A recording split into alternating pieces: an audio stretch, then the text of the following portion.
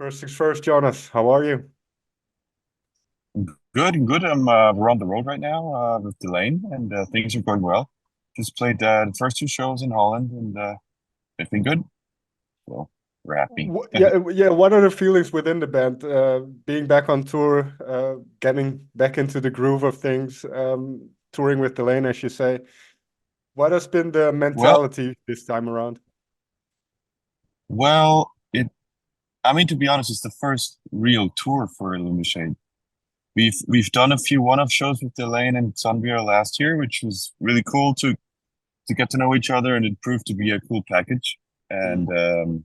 yeah, we were really excited when they invited us back to do the full thing.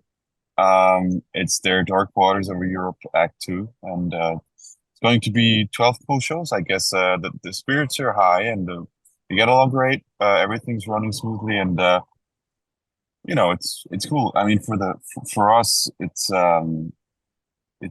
nice to finally tour together. I mean, some people have more experience, some are touring greenhorns, so that's fun. So we can, yeah, but it's going great. Like we have a good time. So.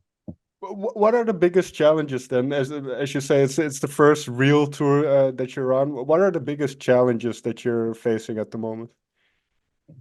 To be honest, it's a good question because like it's hard to find a good answer though because this tour is running so smoothly and Okay, we have a really like it's a small crew we're bringing, but everyone's just super uh committed and it's running so smoothly also with the Delain camp. mm. It's to be honest, I can't really pinpoint any problems right now.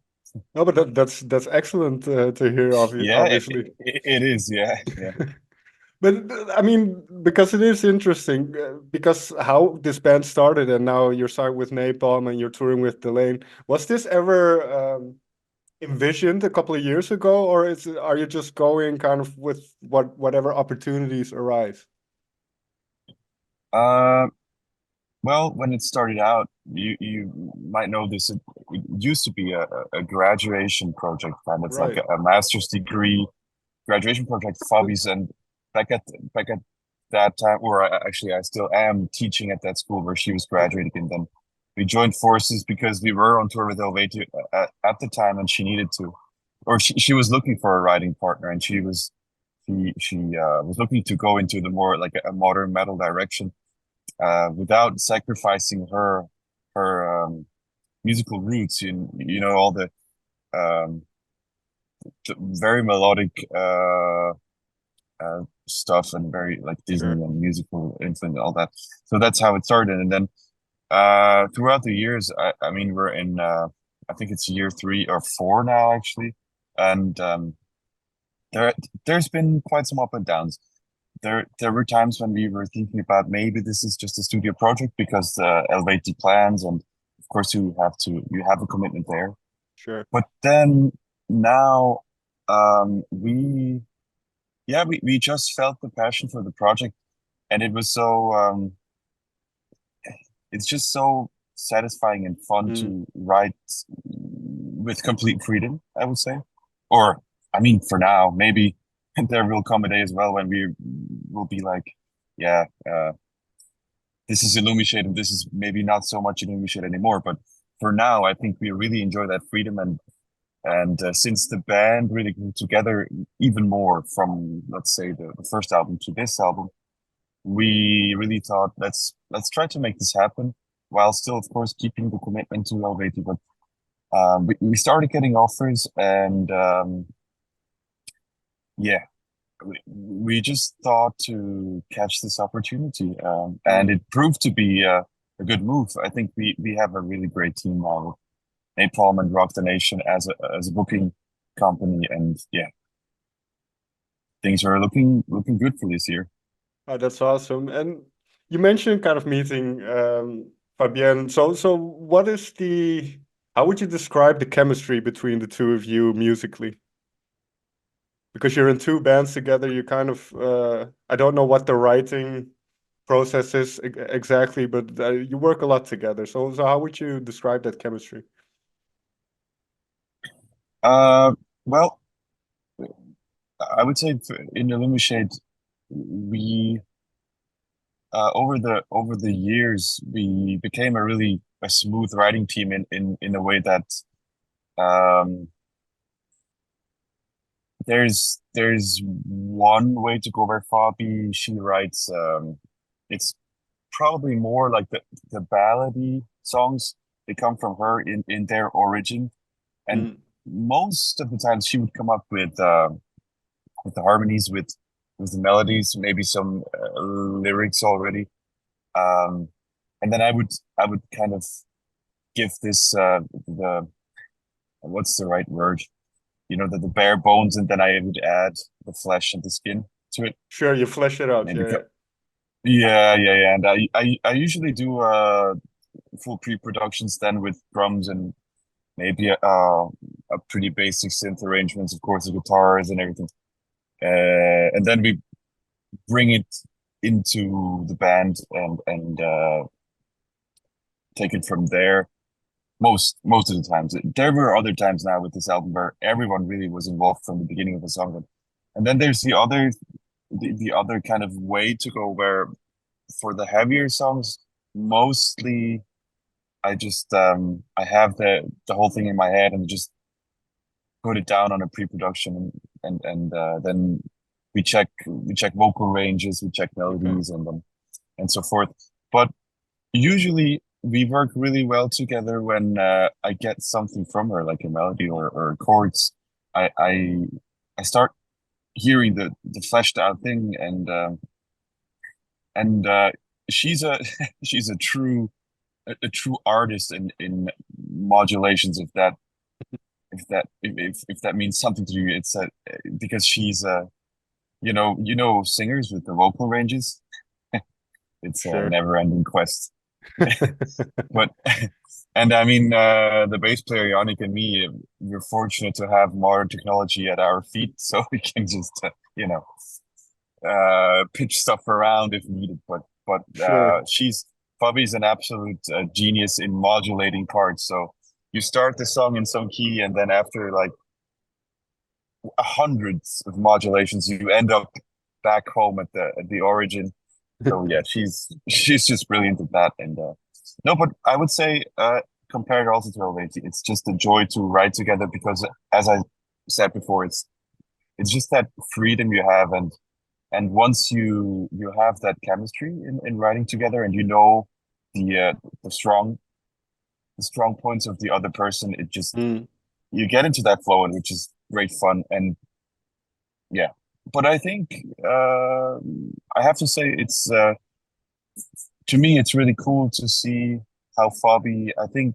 I mean, she's always been a phenomenal singer and a performer, and I think as a songwriter, she's also evolving even more. I mean, or when I look back to the writing sessions for Ecliptic and now this album, I think she's progressing a lot, and it's really fun and interesting to witness that as a sure. partner, songwriting partner. Yeah, Yeah, I can imagine. And before we continue on this, because I do find this very interesting, there's one question I have before we kind of delve into the album and that whole process.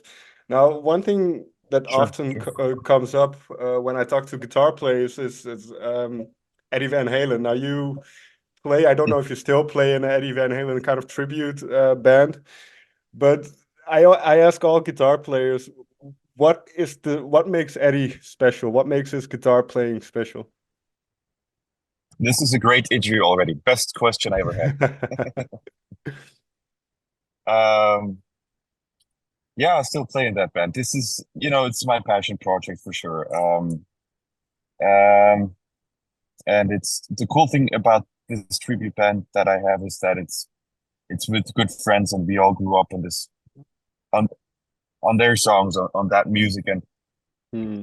it's to me, I think hmm, it is kind of the more I think about it, the more complex I think the question for me is, because he's been such a religious guitar god to me. Because when Sure. I heard of him, like when my dad bought me the first Van Halen album, I was maybe, I don't know, 8 or 9 years old, and Okay. it was like the story that all the millions of guitar players tell you, but it literally was like that cliche Mm. moment where you're like, holy shit, what did I just hear? It's like the new it's like a new, era is just starting to grow in your musical system. It's But kind of, oh, this is now possible as well. exactly, and how is it possible? And then you start Sure. trying and but now when when I think about it now, because of course you try to analyze it. Of course, no one can copy a Mm. player like Eddie Van Halen or Jeff Beck or those original guitar heroes. They Sure. have such a unique voice. But if I think about it now, I think what Eddie had was, well, one thing is after all, he was a band player. That I think the chemistry of the band is what makes it so genius. It's Of course he did 10 minutes guitar solo, whatever, but in the end, I think what really struck me was how he played rhythm, for example. Like what an exceptional rhythm player he was, Mm. especially with his brother. Like that magic they had. Like Alex would be, or a lot of times Alex would he wouldn't push, but he would be like pretty much on the beat, and then Eddie would drag, or would be like just a bit laid back, and they had this magic, and they had all this. When you these days we have all these isolated tracks, and you hear all these nuances where you're like, oh, that guitar is out of tune, and oh, but this is what did you play there? It must have been improvised and stuff for a first take. And I think that's what makes this music so great. It's that Mm. magic dirt in between the notes that they had, and that connection. And to me, of course, the sound. I mean, he had that unbelievable sound, like that chewy, or yeah, as a lot of people call the brown sound. And what I think what as I said, I mean, you can't copy a player like Eddie Van Halen. It's not possible. But I think when you listen to it as a kid and it just enters your system, and it's just kind of like part of your, because you listen to it so much, then you automatically start picking up things, and you just, maybe later people tell you, hey, that sounds like this guy or this guy, and you're like, okay, never thought about it. But so what I picked up from Eddie Van Halen is that make it, you know, play it from the hip. Try to be spontaneous and be like a dangerous player, and try to, for the sake of a better word, try things in the moment. And maybe you fuck up, but just give him a smile, and that's what he did. And I love that about him so much. To him, music seemed to be like a complete joy. It's not, and that's maybe also what I sometimes miss in metal music, maybe because of course metal is it's like it's serious business. Don't get me Sure. wrong, but that's what I love so much about these rock and roll bands, and especially Van Halen, that they were here to give people a good time. They were, in a good way, they were a party band. No, but But yeah, I do find it interesting because he's such an influential player, and as you mentioned, one thing I hear a lot is his how impressive his rhythm playing was. That's what I hear a lot. But that's interesting then, because if you look at the bands that you're playing in now, and let's take ILLUMISHADE as an example, is that something you try to kind of replicate live then, where you are trying to have fun and that mistakes uh, don't matter as much as I mean, it's not the end of the world if you make a mistake live, or how do you approach playing live then with the bands that you're in? absolutely. It's really what I try to do. Even though, of course, with a band like Illuminate, or also Aveti, or let's say a lot of like metal bands that bring a certain kind of production. Of course, you have backing tracks, you have clicks, you have a certain a frame to live by, right? Sure. So it makes it a bit different, the situation from the get-go. But still, I try to, for example, I'm like the only guitar player in Illuminate. And when you play rhythm, you like to have a big sound, of course, and you have like to have it stereo. But I try to come up with live solutions so that I don't have, like a track that I maybe recorded myself, Mm, but to play with myself, or play along with myself. right. Uh, but to have the still the option just to just have this one guitar to be spontaneous and to maybe our drummer Mark, he's also like that. He's like that, and I enjoy that a lot because I think music that we like in ILLUMISHADE or Elevate is very tense. It's very dense. You don't have you don't have that much room, you know. It's not like a rock trio like Jimi Hendrix was or Eddie like Van Halen was, but Right. um, if there's like small windows, we really love to you know have a peek in there and maybe try stuff that yeah that works or doesn't work. After Oh, all, it's hard to play anyway. Like the ILLUMISHADE is a tough gig. Yeah. but that's an interesting point. Well, it's kind of two-part with what you said at the end. Firstly, so what makes ILLUMISHADE then a hard gig in your mind? But also, is Cyclone then a good example of something? Is that kind of how something like that comes together? Cyclone has a bit of a special like a Okay. special standing in this whole thing because this is the song that originally came from Miriam, the keyboard player and the orchestral arranger. She actually came up with the guitar, so I was like, hey, Okay. this is not your place. I'm kidding. Uh, but then she was like, yeah, but I've come up with these, you know, quarter tone bends, and I was like, oh, thank you. And but then I tried to work on it and it turned out really cool. So and that with the doubling of the riff, like that low 8 string riff you hear at the beginning, and it was really interesting. And then from that first part, I kind of just had this idea to have this epic Pink Floydian, you know, Mm. ending. But yeah, I guess this is a good example of just branching out, of trying things, of not being afraid to limit yourself to a genre or to whatever.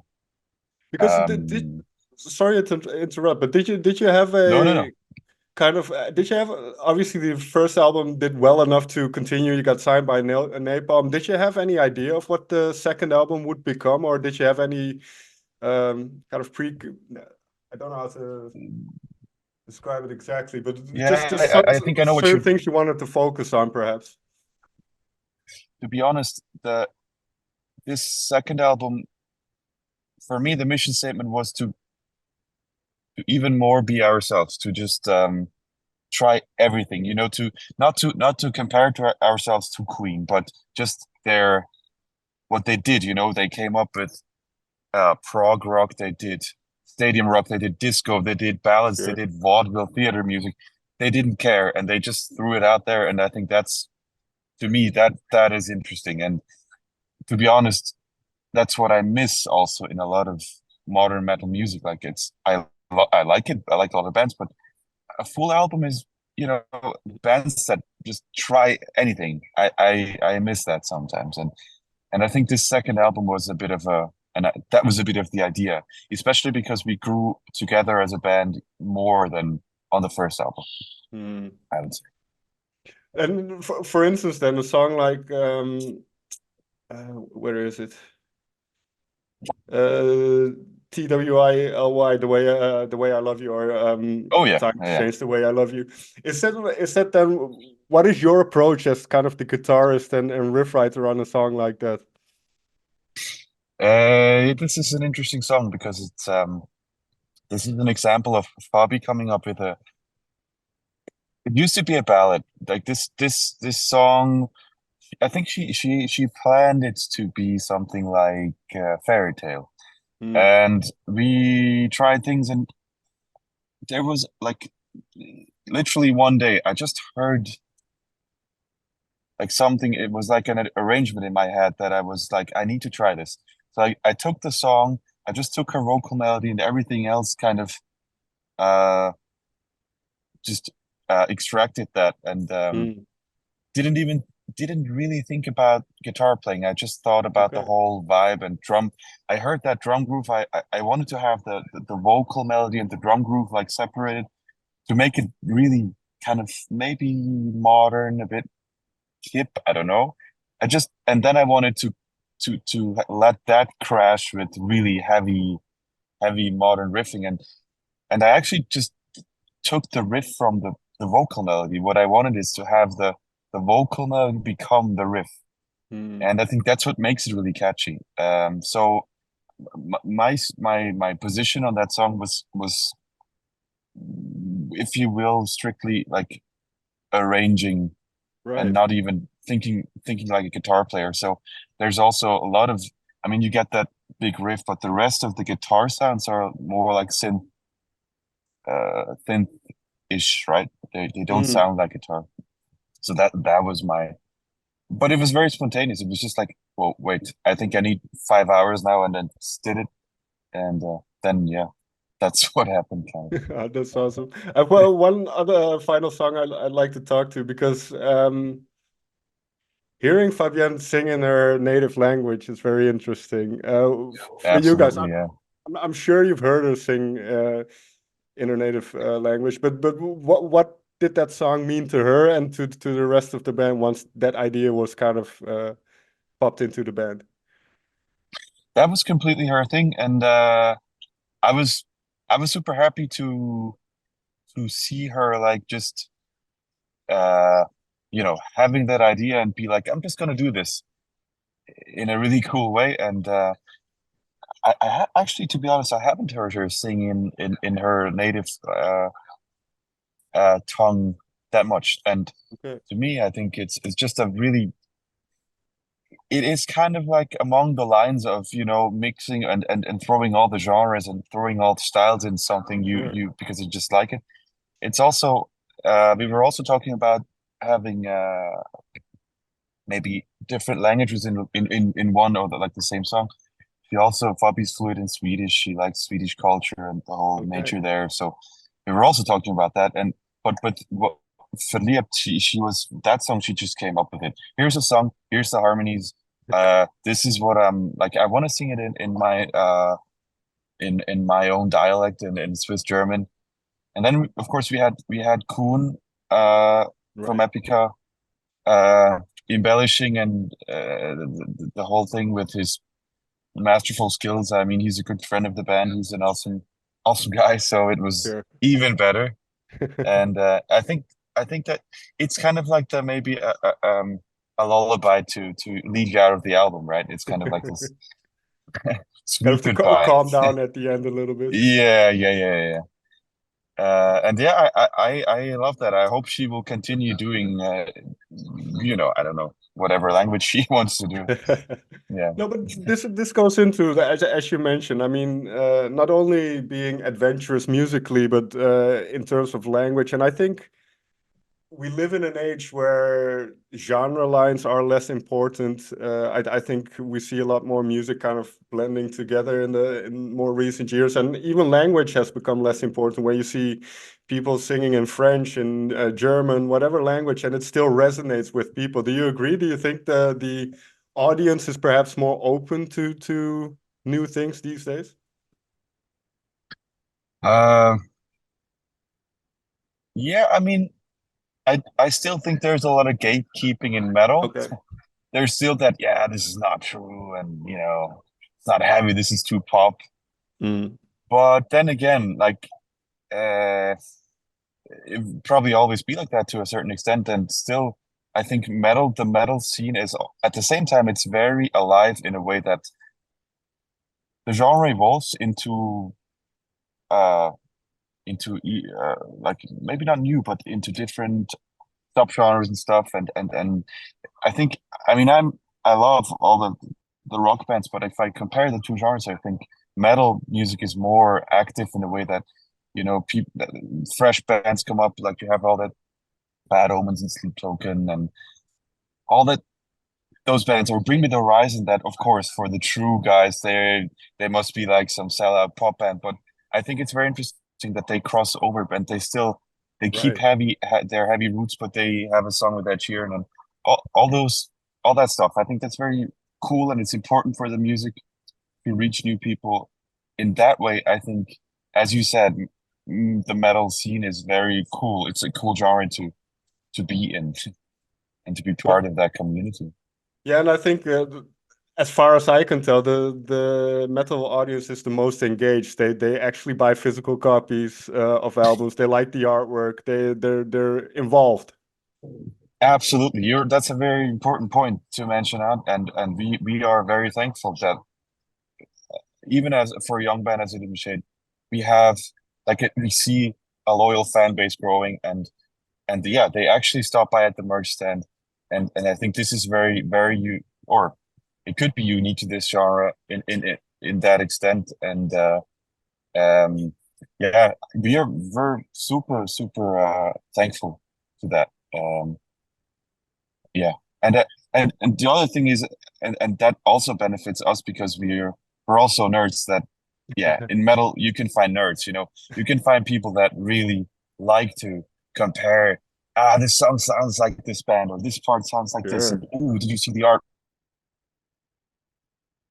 Yeah, did you see all that stuff? I used to, as a kid, I used to fish out the latest Dream Theater record out of the mailbox because I didn't have the key, and I would go through the booklet like 100 times because, yeah, if you're a nerd, like, this is the genre you should belong to, right? Because I that's what we completely are. agree.